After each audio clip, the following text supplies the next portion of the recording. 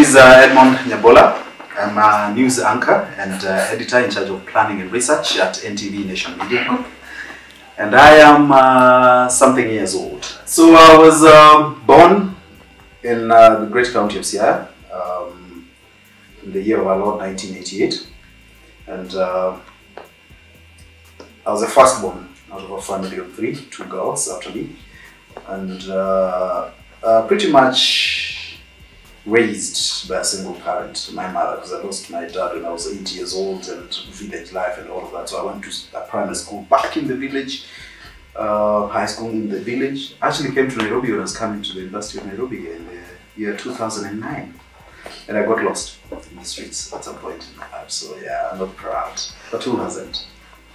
You know. Yeah, so being raised by a single parent in a village setup where you don't really get everything you want, I think shaped me in a very, very huge way. And especially when it's a mother, because you know they're caring and they do this and that. And we didn't have much. It was basically a struggle, but I think I'm thankful that I got here, and thankful to my mother, to my grandmother, and my entire family for bringing me here.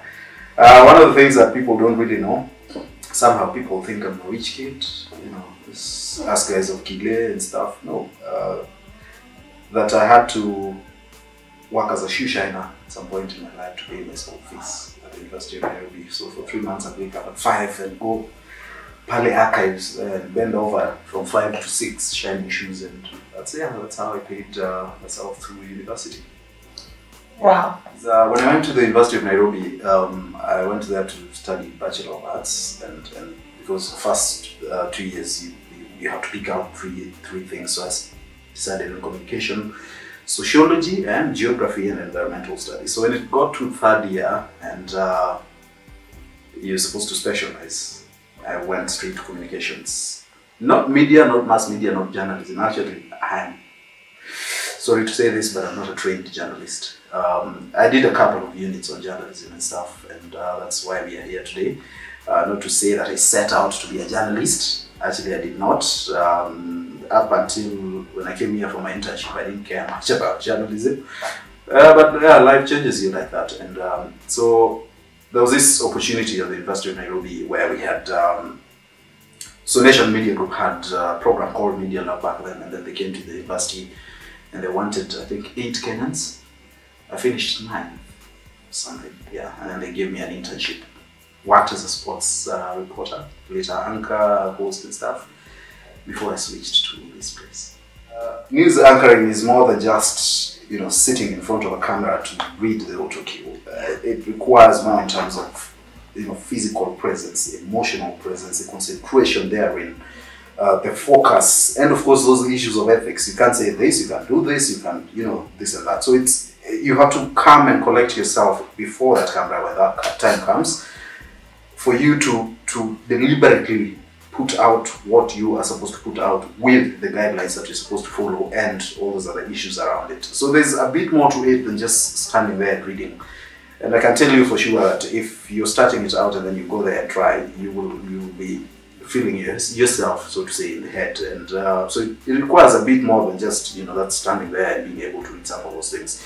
But I think on the technical side of it is issues around research. You really have to know what you're talking about. Presence in terms of how you dress, obviously, wardrobe and stuff like that. Does it fit well? Does it this and that? So there's a day I had this issue. I became fat, you know, just a little bit, and then I went on air and I buttoned, and then all of a sudden my button popped. And I could feel it falling right there. I'm in the middle of an intro for a story and I feel the button. You could hear it, ding, ding, ding, all the way. And then when they came back to me after that story, the jacket was open, flap. And then someone tweeted and said, Edmond's jacket can now breathe.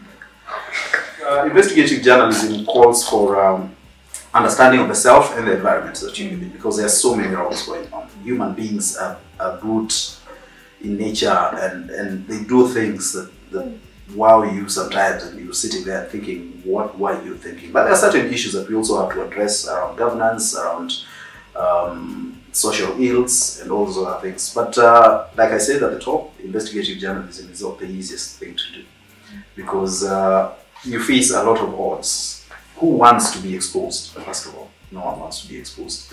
Who wants to be on national television, you know, and having that image of being the one who committed this or that ill and stuff like that. So you face a lot of resistance. And I think ours came in the form of, you know, threats, attempts at bribery, and even what? Court, summons and stuff like that. And we were nearly actually even jailed for 6 months. These are the lengths that people will go to stop you from saying the truth. Have you ever had a second thought about exposing certain vices based on the stories you've been doing? Never in my life. Okay. Never in my life. And that's why I said there are even bribery attempts. But you have to believe in something. As a human being, you have to believe in something and stand for it, regardless. And so if you have those values in you, then you just go. Wow, that is an interesting question. You know, when I was young and when my dad died, and as a firstborn, of course, and having to grow up, you know, amid women, my two sisters and my mother, and having to play that role of, you know, the lead, especially for your siblings and the kids, the head and the lead in terms of offering direction, in terms of doing this and that, you sort of connect in a certain way. And I think this is something that came into me, or I was born with, just the passion for kids. Kids make me happy, man. Like, I find a kid in the street, I want to greet them, and they are the most honest and open and very welcoming and friendly. I just wish the whole world was like that, you know. And I think that whole thing about children is something I got from my upbringing, you know, with my siblings and stuff. And so it's just something I want to, has always been in me, and I want to carry it forward, going forward. TV. One. Even. Vision. Eve. Eve is a word, yeah? Yeah, it's a noun. Yeah, Tell it's a word. Yeah, it's okay. Tell it. Yeah, there you go. Oh, wow. No? Pass. A secret. Horizon, I guess. No. End of a rainbow. Yeah. Seriously?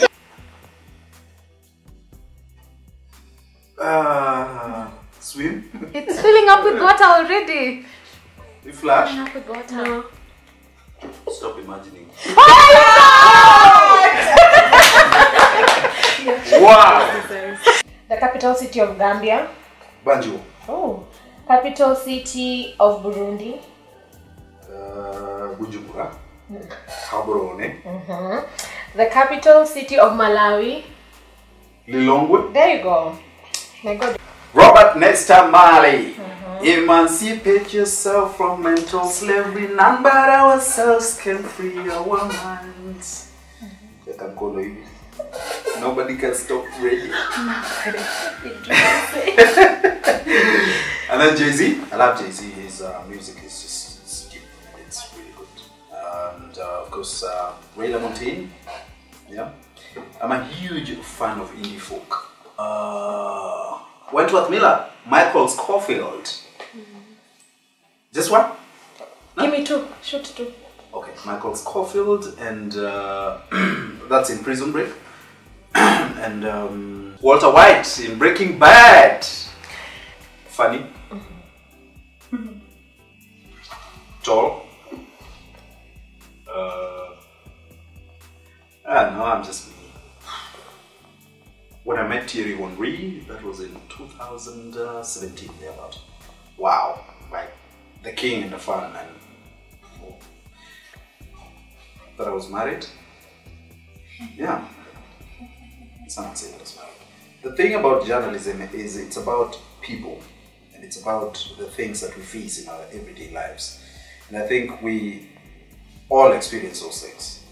And I think someone said at some point that, and this is not to say anything, is that the best journalists are their trained ones in journalism, perhaps trained in something else. So you'd have Ken Mijungu, who's a trained lawyer, does very well, excellently well in matters to do with legal affairs. You'd have perhaps, who else is with us? Okay, like just a classic example. You have Dan Mwangi, who is a trained economist, does well in business stuff. So you see that kind of a thing. It gives you that background to be able to explore your field of expertise in a much better way. Because what they teach you in journalism is just the art of it. But there's a big aspect of journalism where content and thinking of ideas and knowledge of your area of expertise matters a lot. And I think that's why I was able to thrive well, as I think I did in sports, because of the love and understanding of that field and stuff to do with that. Okay. I would fire everyone in government. Yes.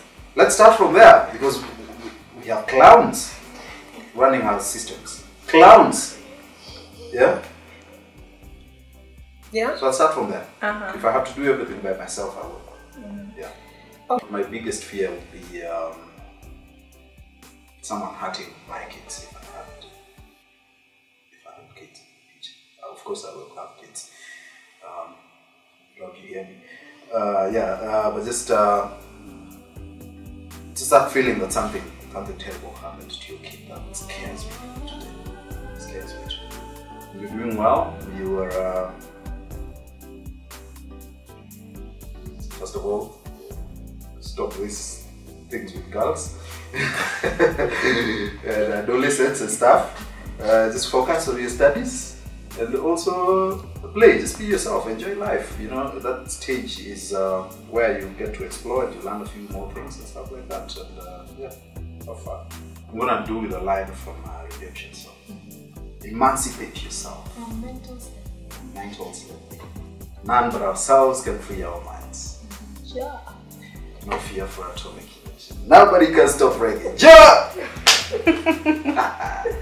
Hello, this is Edmond Nyabola on Quickfire Friday. Please do not forget to watch, like, and share. For sharing is caring.